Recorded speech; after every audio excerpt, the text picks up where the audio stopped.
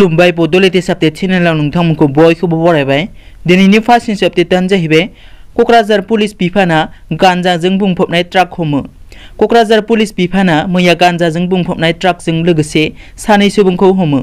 बे सानै सुबुंखौ पान्जाबनि थागिबि हरदीप सिंह आरो हरजीत सिंह होनना सिनायथिनाय जादों। बे ट्राकआव गासै 60 गान्जानि बेग मोनो। बे गान्जानि अजना गासै 587 केजि होनना क'क्राझार पुलिसा मिथिहोयो। क'क्राझार पुलिस थानानि एसपी राकेश रशननि दैदेननायाव बे हाबाफारिखौ मावफुङो।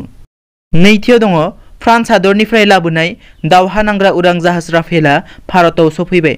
भारतआ फ्रान्स हादरनिफ्राय लाबोनाय गंबा दावहा नांग्रा उरां जाहाज राफेलआ मैया भारताव सफैबाय। बे दावहा नांग्रा उरां जाहाजखौ भारतारि पाइलटफ्रा बिरहोनानै हारियानानि आम्बाला एयारबेसआव दोनफैयो। बे खौरांखौ हादरनि रैखाथि मन्थ्रि राजनाथ सिंहआ गावनि अफिसियेल टुइटार हेन्डेलनि गेजेरजों टुइट खालामनानै रोखा खालामो। थामथियाव दङ गिबि मन्थ्रि सर्बानन्द सन'वालआ लखिमपुर जिल्लायाव दावबायहैदों।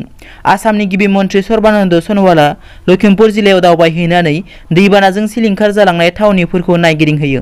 गिबि मन्थ्रिया लखिमपुर जिल्लानि सिङाव थानाय हेकाराजान आरो थाकुवा खनाफोर बायदि ओनसोलाव नुजाथिहैनानै सिलिंखार जानाय थावनिफोरखौ नायगिदिंहैयो। बिथांजों लोगोआव लखिमपुर एमपि प्रधान बरुवा, मन्थ्रि केशव महन्त, स्टेट मिनिस्टार नब कुमार दलेमोनाबो दंफायोमोन। मख'नो गोनांदि आसामाव कर'नाजों लोगोसे दैबानाजोंबो सिलिंखार जानांदों। ब्रैथियाव दङ मिरु सरकारा आनलक 3 नि गाइडलाइन्स फोसावबाय।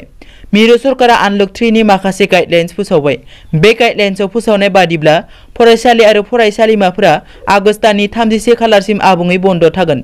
बेनि गेजेरावनो योगा इनस्टिट्युट आरो जिमफोरखौ आगस्तनि 5 खालारनिफ्राय खुलिनो थाखाय गनायथि होबाय। बबेखानि हादराव कर्फ्यू फोसावनायखौबो आबुङै बोखारबाय। मख'नो गोनांदि हादराव कर'ना भाइरासनिफ्राय रैखाथि मोननो थाखाय मिरु सरकारा थांनाय मार्च दाननि जोबथा सप्तानिफ्राय लकडाउन फोसावदोंमोन। बाथियाव दङ मणिपुराव गिबि कर'ना बेरामि थैदों। गिख्रंथाव बेराम कर'नानि गोसारनाया सा सानजा भारतआवबो सानसेनि उनाव सानसे बांबोगासिनो। थिग बेबादिनो मणिपुराव गिबि कर'ना बेरामि थैदों। थौबाल जिल्लानि सिङाव थानाय कंजाम गामिनि थागिबि सासे 52 बोसोर बैसोनि सासे सुबुङा कर'नाजों गाग्लोबजानानै जिउ गोमायो।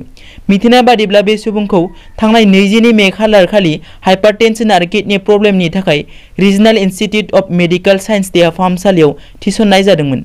Regional institute of medical science देहा फाहामसालिनि सुपारिनटेन्डेन्टआ फोसावनाय बादिब्ला बे सुबुङा थैनायनि उनाव आनजाद नायनायाव बिथांनि देहायाव कर'ना पजिटिभ मोनो। दथियाव दङ बाहुबलीनि डिरेक्टर एस राजामौलीनि देहायाव कर'ना पजिटिभ। बाहुबली सावथुननि डिरेक्टर एस राजामौलीनि देहायाव गिख्रंथाव बेराम कभिड-19 पजिटिभ मोनो। बिथांजों लोगोसे बिथांनि नखरनि सुबुंफोरनि देहायावबो कर'ना पजिटिभ होनना रोखा जायो। बे खौरांखौ एस राजामौलीया मोनसे टुइटनि गेजेरजों गावनि अनसायगिरिफोरनो शेयार खालामो। बबेखानि एस राजामौलीया गुबुन मोनसे टुइटनि गेजेरजों गावजों लोगोसे नखरनि सुबुंफोरखौ हम क्वारेन्टाइनआव दोनो होनना फोसावो। बे खौराङा सोराङाव फैनायनि उनाव बिथांनि अनसायगिरिफोरा बिथांखौ कर'नानिफ्राय थाबैनो बारग'नायनि इसोरनाव आरज गाबो। दिनैनि निउज आपडेटआ एसेनोसै। नोंथांमोना जुदि आंनि चेनेलखौ दासिमबो साबस्क्राइब खालामाखै, अन्नानै साबस्क्राइब खालाम। गोजोन्थों।